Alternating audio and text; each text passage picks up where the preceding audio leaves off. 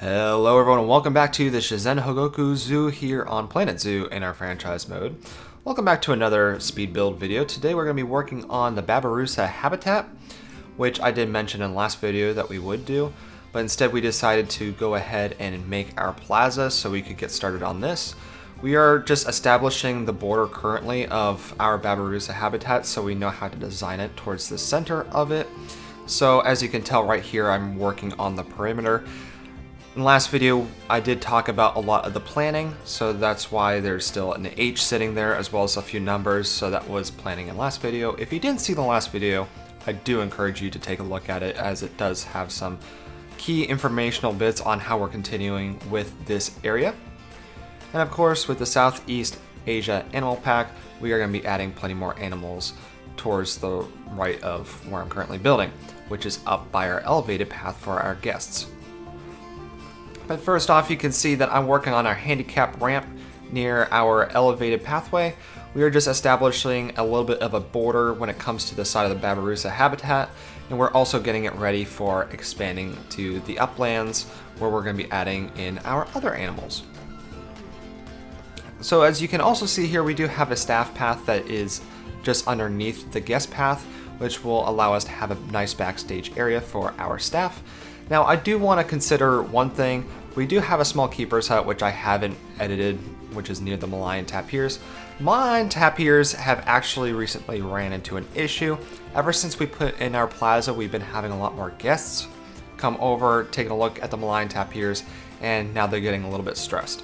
So I've been considering maybe expanding their habitat a little bit so it kind of goes a little bit more closer to that keeper's hut, taking up more of that space.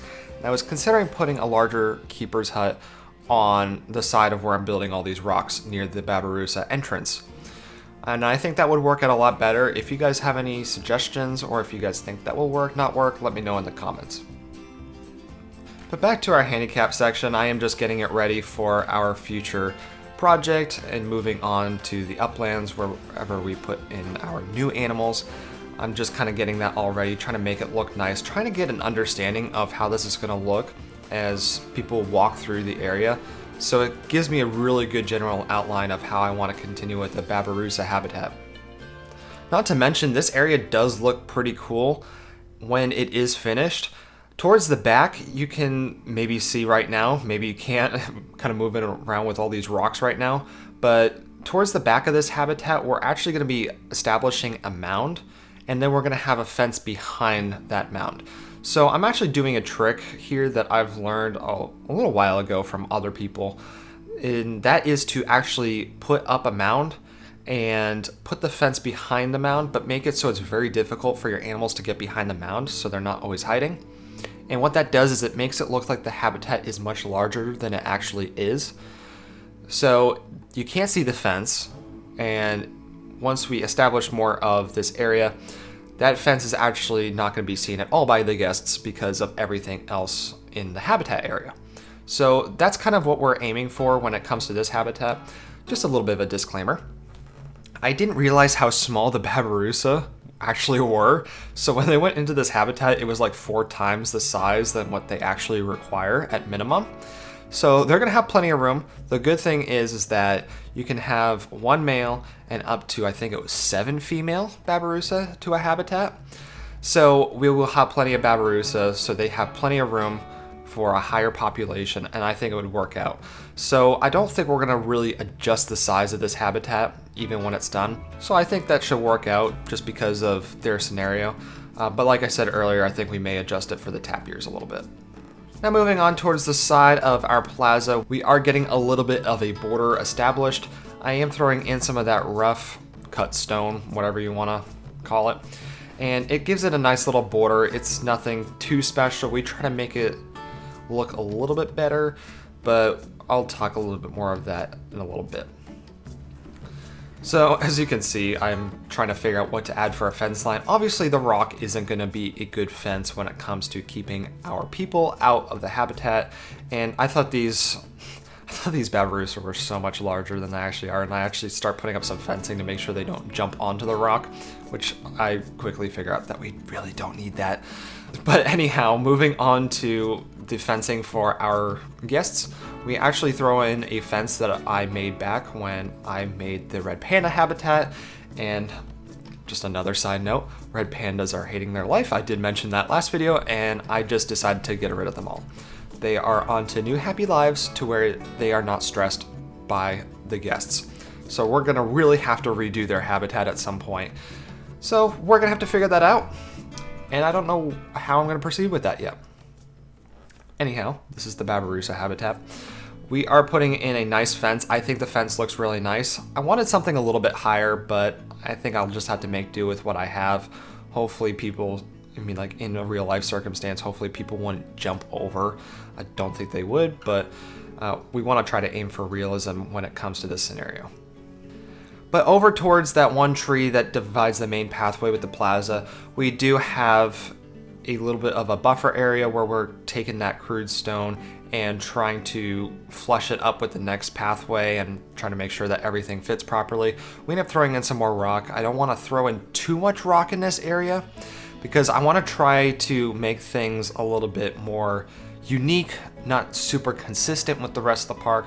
But I've been using a lot of rock to establish null barriers when it comes to these habitats. So I'm going to try to figure out some new ways to use a little bit less rock in certain areas.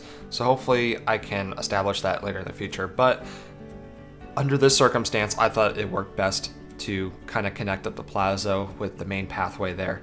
So people can still look over the rock. Obviously the habitat is a little bit more sunken lower than the normal pathway.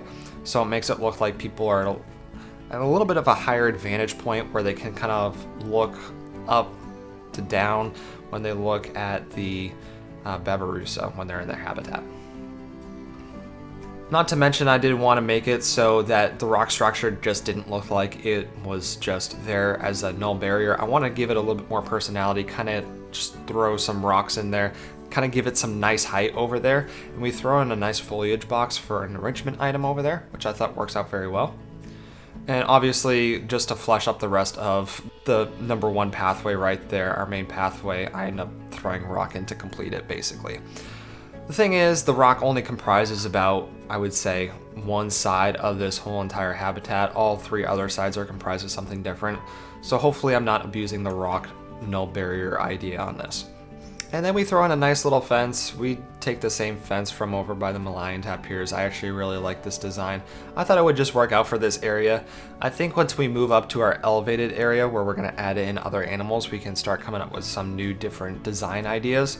However, just for consistency's sake, just within this given area, I think keeping some of the same designs actually benefits us and doesn't make it look like everything is mixed with all different types of looks and styles to where everything's a little bit too different from one another. A very big important thing is when you design something is that you want consistency but not too much consistency, and you want some things to be different from one another. It's all a big balancing game.